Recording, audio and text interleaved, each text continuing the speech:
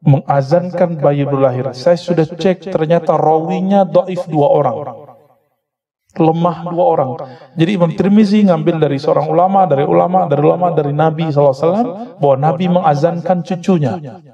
Dan di riwayatnya ada 2 rawi yang dhaif.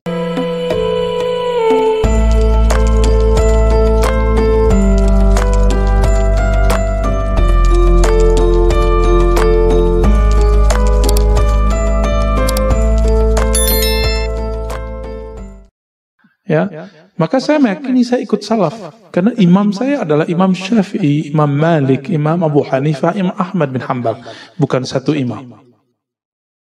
Imam kita ada Bukhari, Muslim, Abu Daud, Tirmizi. Nah, ini contoh Tirmizi. Bahwa beramal dengan hadis dhaif itu adalah sunnah, bukan bid'ah. Silakan buka Sunan Tirmizi. Sunan itu jamak dari sunnah. Nanti ketemu satu bab aqiqah, al-aqiqah bahasa Arabnya, aqiqah, udah ada terjemahannya sekarang ya. Hadis pertamanya mengenai azanil maulud, mengazankan bayi baru lahir. Mengazankan bayi baru lahir. Saya sudah cek, ternyata rawinya dhaif 2 orang. Lemah 2 orang. Jadi Imam Tirmizi ngambil dari seorang ulama, dari Nabi SAW, bahwa Nabi mengazankan cucunya. Dan di riwayatnya ada 2 rawi yang dhaif. Tapi Imam Tirmizi, murid Imam Bukhari, mengatakan hasanun sahih. Hadis ini hasan plus sahih. Antum ikut mana? Tiba-tiba muncul Syekh Albani mengatakan hadis ini dhaif. Hadis itu dhaif penelitian ilmu hadis standar. Tapi penelitian imam yang di atas standar, yaitu Imam Tirmizi, hadis ini hasan sahih. Ternyata standar sahih itu tidak hanya rawi, tapi ada satu lagi. Adakah ulama sahabat, ulama tabi'in, tabi'ut tabi'in, salafus soleh mengamalkannya? Jika ada, hadis yang dhaif itu langsung naik jadi sahih.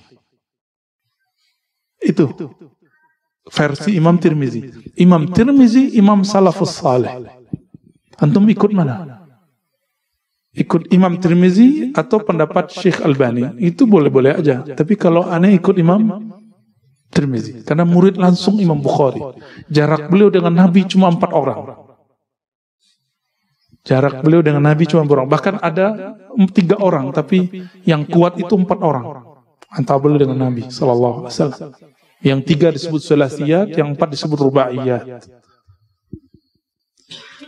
Hadisnya dhaif, tapi disebut sahih. Kenapa? Karena ada ulama salafus saleh yang mengamalkannya. Jadi sebenarnya jika kita mau membuka pikiran kita dengan baik, membaca kitab-kitab ulama salafus saleh dengan tenang satu-satu, dikhatamkan satu-satu. Nah, ini tradisi salaf. Maka di sini katanya, saya kaget malam tadi dikabarin oleh beliau nih ya, Ustaz, kita udah khatam di sini 6 imam. Loh, aku khatamnya 4 tahun kok. Di sini kok khatam cuma beberapa pertemuan. Ternyata baru sejarah imamnya. Semoga nanti ini masjid menjadi corong ahlus sunnah. Di sini ada kajian Sahih Bukhari, Sahih Muslim, Sunan Abu Daud, Sunan Nasai. Kalau perlu buat pesantren dekat-dekat sini, pesantren hadis. Pesantren hadis. Atau dibuat daurah-daurah kajian hadis. Kan banyak ahli hadis di sekitar Bandung. Bandung kan dekat kampus. Kampus UIN. UIN ya. UIN. Sebenarnya UI yang negeri. UIN itu mirip dengan Al-Azhar.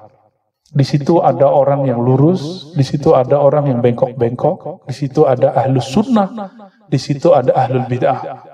Di situ ada orang yang manhajnya sahih, di situ ada orang yang tidak sahih. Ada yang liberal, ada yang tidak liberal. Namun yang dominan adalah ahlus sunnah. Maka cara orang untuk menjauhkan umat dari ulama, jauhkan umat dari UIN. Cara orang untuk menjauhkan umat dari ulama, jauhkan umat dari pesantren. Pesantren itu kan gak ada kaitan sama politik. Jika ada kiai keluaran pesantren berpolitik, itu gak ada hubungannya sama pesantren. Ya, jadi jangan pernah sudutkan pesantren karena lulusan pesantren itu berpolitik. Sepakat? Jika ada lulusan UIN liberal, itu bukan UIN yang liberal, dianya yang liberal. Karena kalau standarnya pakai oknum, maka Al-Azhar liberal dong. Kenapa? Banyak tamatan Al-Azhar juga liberal. Ummul Qura itu di mana? Di Mekah. Banyak yang liberal. Ya, bahkan antum nggak suka. Ya. Pimpinan ormas lagi. Ya kan? Ummul Qura Mekah. Hei, jangan sebut Pak. Ya, semangat amat Pak. Jangan sebut-sebut ya. Jadi tidak ada standarnya itu oknum. Oke? Jadi nggak mesti tamatan ini berarti liberal enggak. Jadi buku pemurtadan UIN IAIN adalah fitnah. Afattanu anta ya muallif. Ente telah buat fitnah, telah buat kacau. Sekarang kalau sebut UIN apa? Wih, liberal gitu ya. Murtad. Murtad enak amat ya. Ini tanda nggak ngaji akidah Ahlussunnah dengan benar. Murtad itu berat loh ya. Konsekuensinya berat. Yang gampang memurtadkan itu cuma satu kelompok dalam sejarah Islam. Namanya Khawarij. Jangankan beda faham gitu, beda coblosan aja murtad nama dia. Ya, tuh pewarisnya.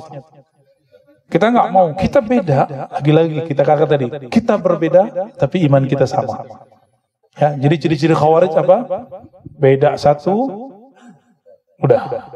Maka terjadi di situ perperangan, pertarungan, hujat-hujatan. Nauzubillah min dzalik. Maka jika antum dihujat syubhat, nggak usah khawatir. Dulu Ali bin Abi Thalib dikafirkan. Jadi kalau ketemu Ali, orang tuh manggil ya kafir. Ali dikafirkan, Madinatul Ilmi. Muawiyah dipanggil ya fasik. Dipanggil fasik, munafik. Abdullah bin Amr ya, itu dipanggil munafik, kafir.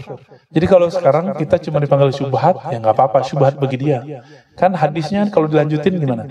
La ya'lamuhunna katsirun minan nas. Perkara syubhat itu tidak dikenal hukumnya oleh kebanyakan orang. Kalau kita tahu, berarti kita yang sedikit itu. Kebanyakan orang nggak tahu, dia salah satunya nggak tahu. Taib, sudah masuk syuruk, udah lewat. Nah, syuruk itu boleh dikerjakan sebelum duha. Yang nggak boleh itu subha. Subuh plus duha. Ya, jadi kalau kajian wajib atau sunnah? Kajian, ngaji, belajar wajib. Sholat sunat syuruk, sunnah. Jadi kalau ketemu wajib sama sunat duluan mana? Wajib. Oke, jadi kalau ngaji nanti, kecuali kita mau keluar duluan ada hajat, jangan sholat depan ustadznya, sholat di belakang gitu.